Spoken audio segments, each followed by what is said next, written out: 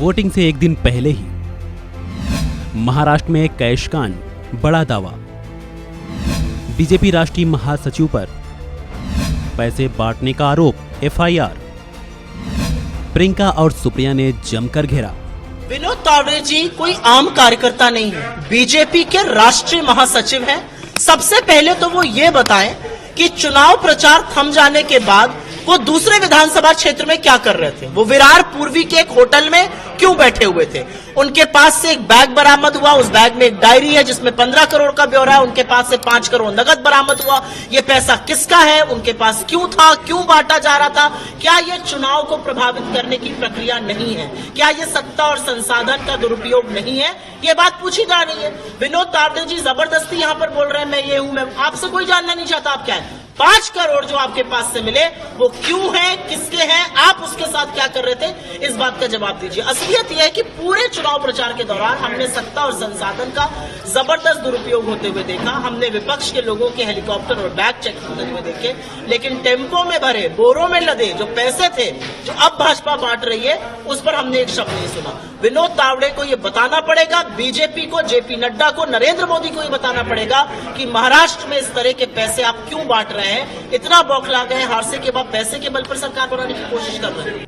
आज विरार में विनोद तावड़े जी, जो कि एक जनरल सेक्रेटरी और सीनियर लीडर हैं भारतीय जनता पार्टी के, वो एक रेड में, और ये रेड इलेक्शन कमीशन की नहीं थी, वो जो उनके अपोजिंग कैंडिडेट हैं उनने जब रेड किया तो उनके पास 5 करोड़ रुपए और एक डायरी जिसमें उन्होंने किसको पैसा बांट रहे थे, एक होटल में पाए गए हैं। तो ये क्लियरली साबित करता है जो हम बार बार आरोप लगा रहे हैं कि ये वो सरकार है भारतीय जनता पार्टी की जिसने सोच लिया है कि वो सत्ता में तभी आ सकते हैं जब धन बल का इस्तेमाल करते हैं। उद्धव ठाकरे जी के ऊपर इलेक्शन कमीशन ने 4 बार चेकिंग की थी। उनकी एक वेलकमिंग कमेटी थी, हर बार वो किसी हेलीकॉप्टर से उतरते थे, उनका चेकिंग करते थे। तो यही इलेक्शन कमीशन गुजरात से आ रहे खोखे, दिल्ली से आ रहे खोखे रोकने में, नियंत्रण करने में नाकामयाब कैसे रहा। सबसे पहले तो सवाल ये उठता है विनोद तावड़े जी विरार में, अगर विरार में ही 5 करोड़ बांटते हुए पाए गए हैं तो बाकी सारे कॉन्स्टिट्यूंसीज में भारतीय जनता पार्टी कितना पैसा खर्च कर रही होगी। तो जो हमने कहा था जब हमारी सरकार गिरी थी कि 50 खोखे एकदम ओके, उसी के आधार पे, उसी के बल पे ये सरकार गिरी थी हमारी, और वही दंगा नाच हमने गोवा की टेबलों पे देखा जो आज पैसे बांटते हुए हमें दिखाई दिया है। जो भारतीय जनता पार्टी का विश्वास प्रजातंत्र से हटकर धन की मजबूती पर प्रजातंत्र स्थापित करने का काम है, आज पर्दाफाश हुआ है।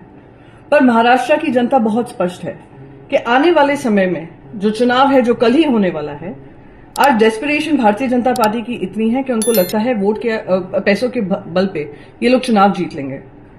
पर महाराष्ट्र की जनता सतर्क रहे कि ये लोग वो हैं जो गुजरात से पैसा लेकर आते हैं, गुजराती कारोबारियों का पैसा लाकर यहां पे मिटा रहे हैं और बांट रहे हैं।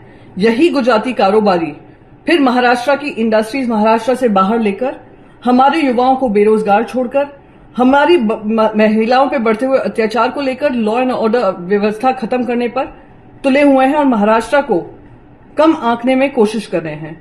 ऐसी रणनीति और ऐसी साजिश जो हो रही है महाराष्ट्र के खिलाफ, उसमें आप बिल्कुल साथ मत दीजिएगा।